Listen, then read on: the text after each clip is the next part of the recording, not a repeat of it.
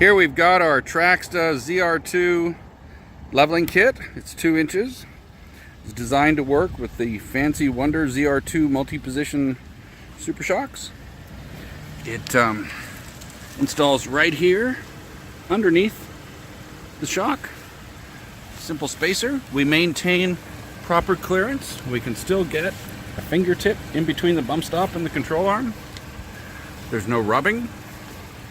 Lots of room on the tire. This truck's got a stock tire, but we got 3 fingers in there for extra room. You probably go 2 inches bigger. We didn't do anything to the back of this truck.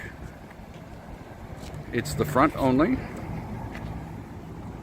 But I think that really sharpens it up.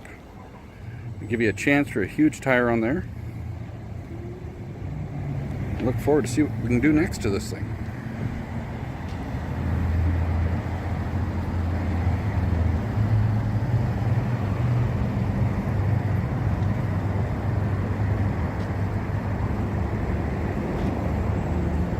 Thanks to TCR2 on Speedway in Tucson for helping us with this one.